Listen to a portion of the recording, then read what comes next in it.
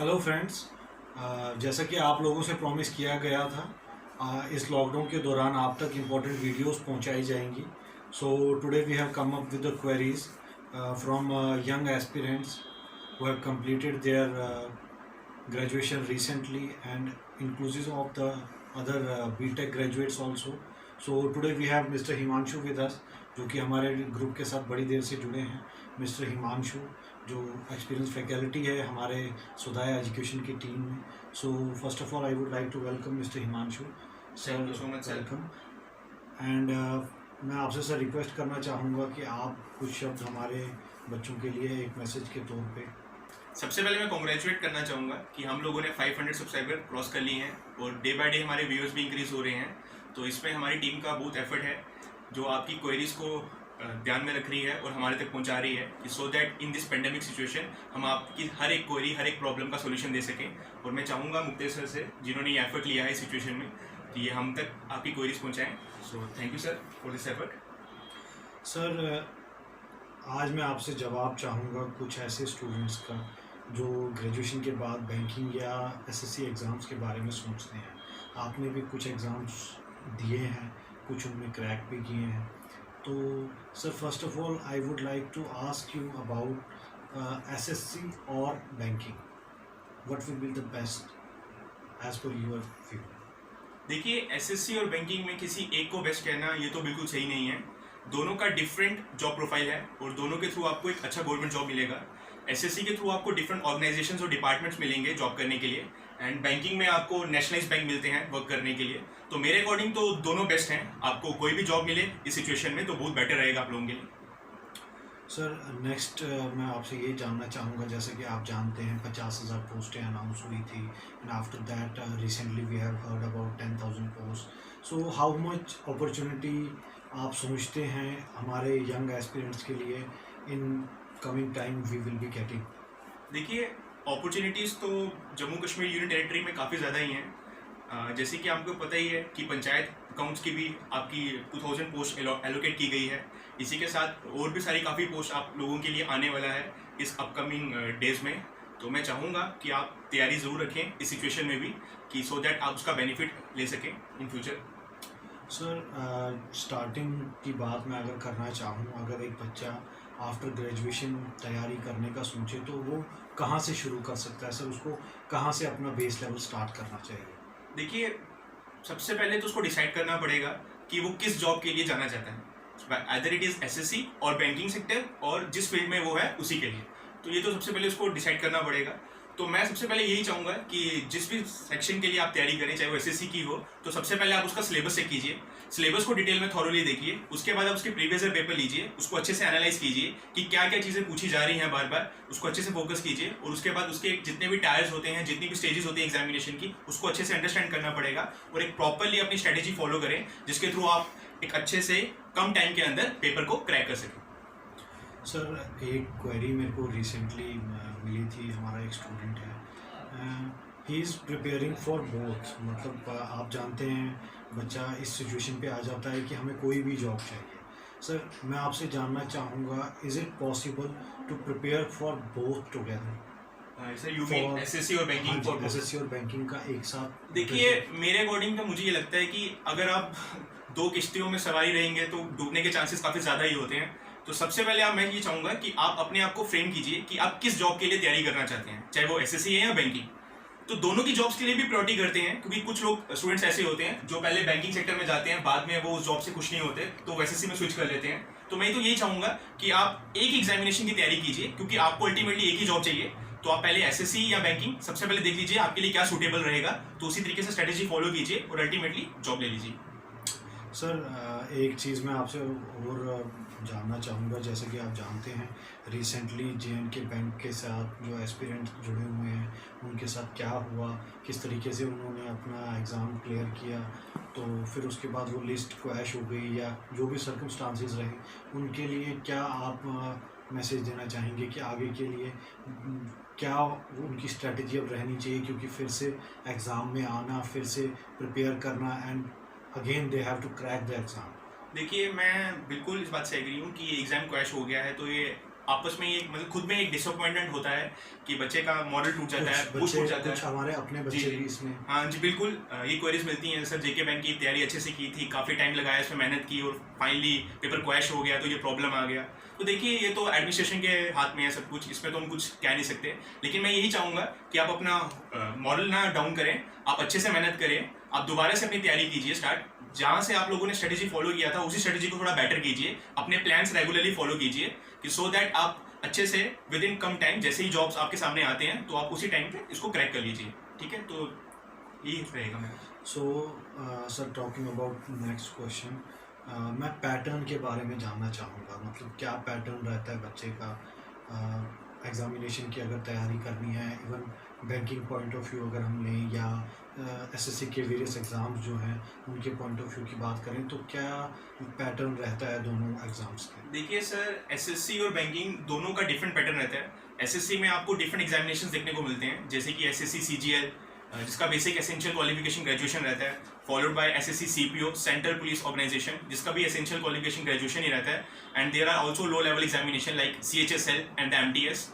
तो इन सबका पैटर्न डिफरेंट ही रहता है, इनमें डिफरेंट स्टेजेस होती हैं। और इसी तरीके से बैंकिंग का सेक्टर टोटली अलग है। बैंकिंग में आपको डिफरेंट एग्जामिनेशंस मिलेंगे जो कंडक्ट करवाता है IBPS, SBI, and there are also RBI examinations, LIC also. तो इन सभी का पैटर्न डिफरेंट रहता है। आप एसएससी और बैंकिंग के पैटर्न को नहीं कह सकते कि सिमिलर है, बिल्कुल नो डाउट इनका थोड़ा सा सिलेबस आपका सिमिलर मिलेगा, लेकिन बाकी सब चीज़ें टोटली डिफरेंट है।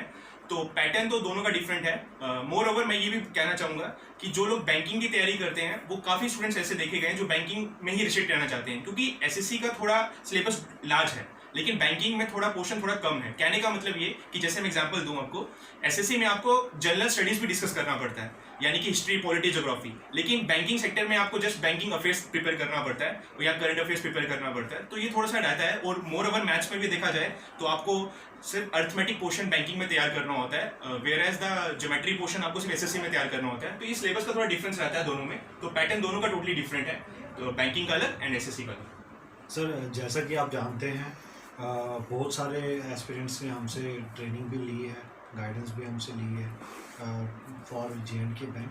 तो सर, मैं आपसे जानना चाहूँगा क्या पैटर्न वो फॉलो करें या किस पैटर्न से हमें मतलब जेएंडके बैंक को क्रैक करना है, तो उसके बारे में आप थोड़ा सा बताइए। देखिए, जेके बैंक के एग्जाम से बात करें तो एक एग्जाम आपका था प्रोबेशन ऑफिसर का, that is PO, and other exam था आपका बैंकिंग एसोसिएट का, दैट इज क्लेरिकल। तो दोनों के लिए स्टेजेस डिफरेंट थे।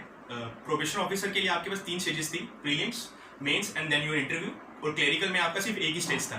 ठीक है, तो प्रीलिम्स में आपके जनरली जो रहते हैं उसमें आपके टोटल 100 क्वेश्चंस रहते हैं, जिसमें आपको 60 मिनट्स एलोकेट होते हैं, और आपके 3 सेक्शंस रहते हैं, इंग्लिश, मैथमेटिक्स या आप कह सकते हैं quant and the reasoning ability. इसी के साथ आपका मेंस एग्जामिनेशन होता है जब आप प्रीलिम्स क्रैक कर लेते हैं। प्रीलिम्स के आपके जो नंबर होते हैं वो काउंट नहीं होते हैं मेंस में। तो मेंस में आपके टोटल 200 क्वेश्चंस रहते हैं, 190 क्वेश्चंस रहते हैं जो 200 मार्क्स के रहते हैं, और इसमें आपको 2.5 आवर्स मिलते हैं। और जब भी आप ये क्रैक कर लेंगे तो इसके मार्क्स और आपके इंटरव्यू के मार्क्स काउंट होकर आपको फाइनल सिलेक्शन मिलता है। लेकिन क्लेरिकल में आपका एक ही एग्जामिनेशन होता है, सिर्फ प्रीलिम्स, और वो सिमिलर पैटर्न होता है पीओ के अकॉर्डिंगली। वेयरएज दोनों में लेवल ऑफ क्वेश्चन जो रहते हैं वो डिफरेंट रहते हैं। ऑब्वियसली पीओ के लेवल ऑफ क्वेश्चन थोड़े डिफिकल्ट होते हैं as compared to the banking associate के। अच्छा सर, मैं ये कुछ सब्जेक्ट्स के बारे में आपसे जानना चाहूँगा। जो भी बच्चा बैंकिंग की तैयारी करता है, जेएंडके बैंक की तैयारी करता है, कुछ सब्जेक्ट्स अगर आप बताना चाहें बच्चों को कैसे। हाँ जी बिल्कुल, जी बिल्कुल। देखिए, मैं थोड़ा सा बताना चाहूँगा आपको बेसिक। अगर आप चेक करेंगे, थोड़ा एनालिसिस करेंगे तो आपको पता चलेगा कि इंग्लिश में आपको वोकैबुलरी पे ज़्यादा फोकस करना पड़ता है, आपका रीडिंग कॉम्प्रिहेंशन बेटर होना चाहिए। तो इस सब के लिए मैं चाहूँगा कि आप बेसिक्स पे थोड़ा रहें, ग्रामर को अच्छे से फोकस करें, अपने बेसिक्स क्लियर करें ग्रामर के, जो आपने चाइल्डहुड डेज पे भी किए होंगे, स्कूल डेज के दौरान। तो अपने ग्रामर पे फोकस कीजिए। वेरस क्वांट के लिए आपको थोड़ा अर्थमेटिक पोर्शन देखना पड़ता है, जिसमें आपको सिंप्लीफिकेशन, डीआई पोर्शन देखना पड़ता है, आपको अदर क्वेश्चंस भी देखने पड़ते हैं। तो एक स्ट्रेटेजी फॉलो करना पड़ता है प्रॉपर्ली। एंड रीजनिंग के लिए आपको देखना चाहिए, तो यहाँ पे आपको पजल्स के क्वेश्चन आते हैं जो 5 सेट क्वेश्चन होते हैं, जिसमें एक ही क्वेश्चन के ऊपर आपको 5 क्वेश्चन पूछे जाते हैं। तो ये डिफरेंट रहता है सभी के लिए सर। मैं ये कहना चाहूँगा कि मेनली यही है कि आप अपने बेसिक्स को पहले अच्छे स्ट्रॉन्ग कर लीजिए, और मेन बात यहाँ पे आपको बैंकिंग एग्जाम के लिए ध्यान रखनी पड़ती है, that is your accuracy as well as speed. अगर आपका एक्यूरेसी अच्छा है तो ऑटोमेटिकली आपका स्पीड बन जाता है। बड़े बच्चों के साथ ये प्रॉब्लम रहता है कि उनका स्पीड नहीं बन रहा है। तो मेरा कहने का मतलब यही है कि कुछ बच्चे स्पीड के चक्कर में एक्यूरेसी खो देते हैं और कुछ एक्यूरेसी के चक्कर में स्पीड खो देते हैं। तो थोड़ा ध्यान रखिए, एक्यूरेसी और स्पीड दोनों को एक साथ लेके चलिए, तो डेफिनेटली अगर आप इसको मेंटेन कर लेते हैं तो आपका सिलेक्शन श्योर शॉट हो जाएगा। Sir talking about the mock test, मैं मॉक टेस्ट की इम्पोर्टेंस के बारे में जानना चाहूँगा, कितना इम्पोर्टेंट रहता है एक एस्पिरेंट के लिए मॉक टेस्ट। देखिए मॉक टेस्ट तो बहुत इंपॉर्टेंट रहता है, I skip that. Mock test बहुत इंपॉर्टेंट रहता है। देखिए बैंकिंग एग्जामिनेशन में मॉक टेस्ट तो मैंडेटरी है, मतलब आपको एग्जामिनेशन से 2 मंथ पहले ही मॉक टेस्ट स्टार्ट कर देनी चाहिए। देयर आर वेरियस वेबसाइट्स जहाँ पे मॉक टेस्ट अवेलेबल होते हैं, तो मॉक टेस्ट बहुत प्रैक्टिस करना चाहिए, क्योंकि जितना मॉक टेस्ट प्रैक्टिस करेंगे उतना आपका रैंक का इंप्रूवमेंट होता है, उतना ज़्यादा बेटर रहता है। इवन ड्यूरिंग बहुत सारे बच्चे ऐसे हैं जो अभी हमारे पास कोचिंग ले चुके हैं जम्मू कश्मीर बैंक्स की, तो मैं उनको यही कहता था बार बार कि आप ज़्यादा से ज़्यादा मॉक टेस्ट कीजिए, क्योंकि जितने मॉक टेस्ट आप लगाएंगे उतना आपका रैंक इंप्रूवमेंट होगा, उतना आपका एक्यूरेसी बढ़ेगा as well as your speed बढ़ेगा। तो मॉक टेस्ट बहुत इंपॉर्टेंट है इस बैंकिंग एग्जामिनेशन में। अच्छा सर, मैं आपसे एक क्वेश्चन जानना चाहूँगा regarding other than JNK bank. अगर JNK बैंक से अदर किसी, जैसा कि आप जानते हैं SBI PO के एग्ज़ाम्स हैं या अदर IBPS कनेक्टेड एग्ज़ाम्स हैं, सर मैं आपसे जानना चाहूँगा जो JNK बैंक से अदर एग्ज़ाम्स जो हैं उसका क्या पैटर्न रहता है, कुछ मतलब सिमिलर रहता है या कुछ उसके लिए अलग स्ट्रेटजी अपनानी पड़ती है? देखिए ऑब्वियसली अदर एग्जामिनेशंस की बात करें तो पैटर्न तो लगभग सेम ही रहता है। जैसे अगर आप SBI की बैंक की बात करेंगे तो उसमें आपको डिस्क्रिप्टिव पेपर देखने को मिलता है इन द टायर 2 स्टेज और you're in the main stage कह सकते हैं आप। तो लेवल ऑफ क्वेश्चंस भी आपके डिफरेंट होते हैं, लेकिन मोर ओवर द सिलेबस जो आपका रहता है वो सारा सिमिलर सेम ही रहता है। वो सिलेबस आपका कोई डिफरेंस नहीं होता इतना, लेकिन बस यही है कि स्टेजेस में आपको थोड़े लेवल ऑफ क्वेश्चन डिफरेंट मिलेंगे, सिलेबस टोटली सेम। तो यही है मेन कि सिलेबस आपका सेम रहता है, कोई पैटर्न में थोड़ा डिफरेंस हो सकता है। तो सर लास्ट में मैं आपसे एक क्वेश्चन लेना चाहूँगा, लाइक जैसे हमारे जो यंग इंजीनियर्स हैं वो अपनी इंजीनियरिंग 4 साल करते हैं और 4 साल के बाद जब उनके पास कोई अपॉर्चुनिटी अवेलेबल नहीं होती है, after that they think about like CGL SSC exams या बैंकिंग, उनके लिए क्या मैसेज है आपकी तरफ से कि whether they should go for other exams और they should stick to their engineering field? देखिए मेरे अकॉर्डिंग तो यही है कि एक्चुअली बैंकिंग और SSC आपको हर साल जॉब ऑफर करते हैं, तो इसी वजह से काफ़ी बच्चे जो है अपनी वो इंजीनियरिंग फील्ड छोड़ के दूसरी फील्ड में जाना प्रेफरेबल करते हैं कि जल्दी कम टाइम के अंदर में जॉब मिल जाए। बट ऐसा नहीं है, if you love your stream, कि आपको अपनी स्ट्रीम से पैशन है अच्छा सा। Obviously engineering is a vast stream, उसमें कोई डाउट नहीं है, बट द थिंग इज बच्चा कहीं ना कहीं स्किप हो जाता है। बिल्कुल सर, अपॉर्चुनिटीज भी थोड़ा इंजीनियरिंग में कम है, बट लेकिन ऐसा नहीं बिल्कुल नहीं है, देयर आर मोर अपॉर्चुनिटीज। अगर देखा जाए, अगर वास्ट डोमेन में देखा जाए, there multiple opportunities in the engineering also, but यही रहता है कि कम टाइम के अंदर जॉब लेना प्रेफरेबल, तभी काफ़ी बच्चे स्विच कर जाते हैं बैंकिंग में और SSC में। बट ये तो आपके डिपेंड करता है कि आपका पैशन क्या है, कि किस जॉब के लिए आप ज़्यादा प्रॉस्पर करना चाहते हैं, तो यही सब रहेगा मेरे लिए। Thank you so much everybody for joining us here. So आज हमने आपकी कुछ और क्वेरीज़ का जवाब दिया है। मैं चाहूँगा कि आने वाले टाइम में आप कुछ और क्वेरीज़ हमारे पास लेके आएँ जिनका जवाब हमारे कुछ टीम मेंबर्स ही आपको देंगे। So thank you so much once again, keep connected.